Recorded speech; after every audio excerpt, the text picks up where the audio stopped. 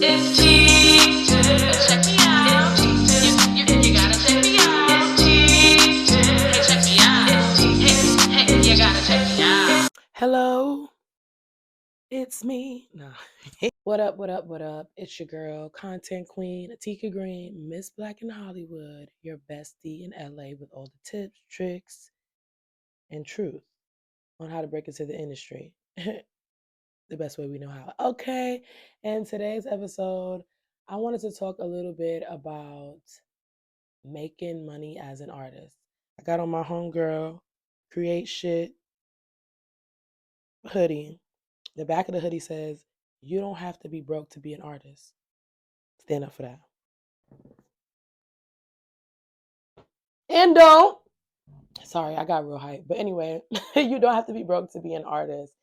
And coming from someone who has been a starving artist for far too long, for real, I could speak truth on this and just know that it ain't easy, but it's worth it. I definitely have had a plethora, a myriad, a whole lot of jobs. Like I've done so many different types of jobs you wouldn't even imagine. I've been a newspaper boy or girl. I've been a haunted. I used to work in a haunted house. I've done a plethora of call centers, bartending, serving, um, you name it, brand ambassador. Like I've done so many different types of jobs in different fields, just to make ends meet, just to make money. And I've been living in Los Angeles for about 7, going on 8 years now. And it hasn't been easy. And honestly, I'm here by the grace of God and my family who supports me from back home. Thank God for them because I ain't got no words. It's hard. So I think right now I am definitely in a season of figuring out what are some ways that I can make money and have a decent living while I chase the dream of acting and taking my career to the next level. I definitely had some wins, don't get me wrong, definitely have had opportunities on television that I'm so grateful for, but I've also had a lot of losses, a lot of failures, a lot of tribulations.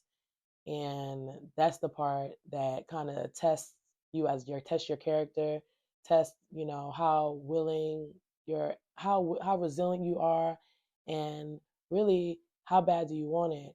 And I honestly used to feel like people who gave up, they just gave up and they didn't really have a love for it and things like that. But the older I got, I understand that that is not the case.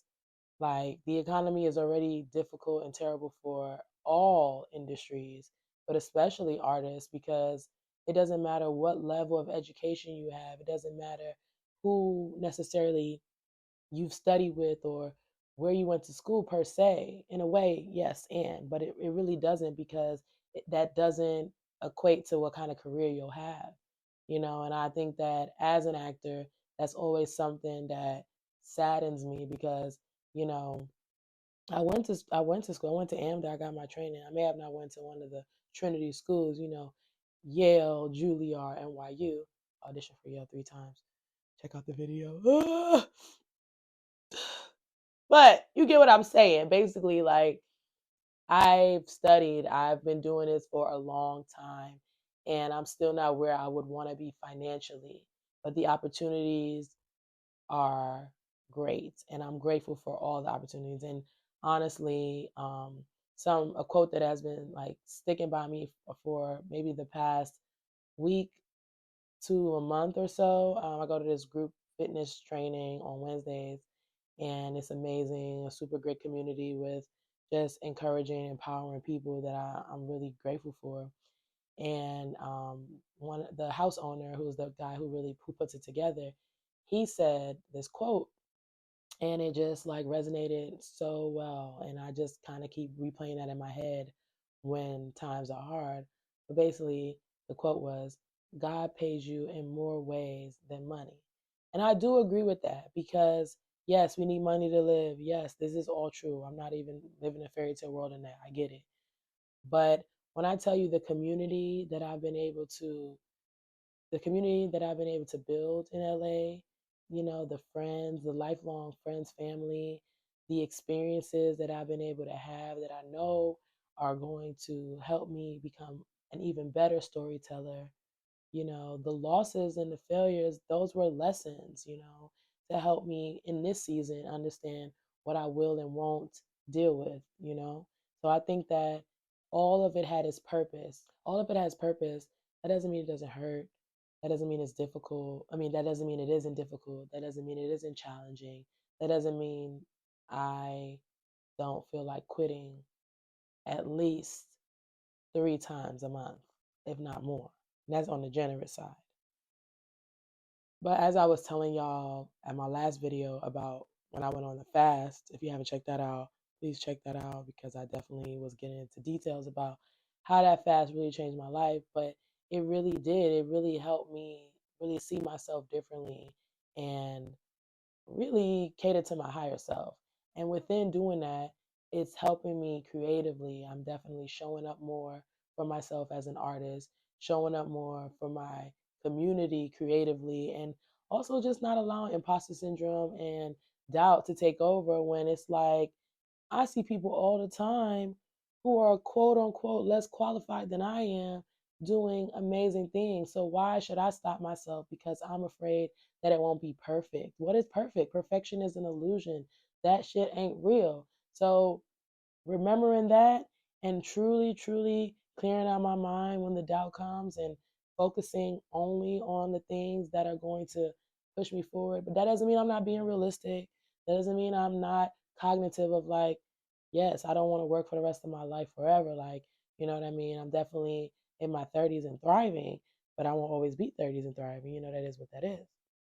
So I think that within, getting older, but maturing is the bigger thing. Like I don't feel old, but I definitely feel more mature. My mindset is shifting. The things that I would have probably said yes to before, I'm not saying yes to those things anymore. Like I go to work, I get my money. You know what I mean? The type of work that I do right now, I'm a bartender, and that is very taxing on the body. Like, your back, your neck, my back, all of that hurts. That's whack. Okay, my neck, my back, all that shit hurts like that. You get what I'm saying? It hurts. It's a lot. I don't want to be a 40-year-old bartender. I don't plan on being that, but you feel me? So I feel like I'm in a space right now where I'm saving my money. In the next few years, I definitely want to get out of that industry and move on to what my next part of life is supposed to look like. I don't really even know what that is yet, but I'm still figuring that out. But you don't have to be broke to be an artist. So I am trying my best, doing a lot of research, looking into the things I need to look into just to make sure that isn't the case. And also having accountability. Like I'm in an accountability group, I have accountability partners. My dad holds me accountable. I know he's gonna watch this video and say something about it.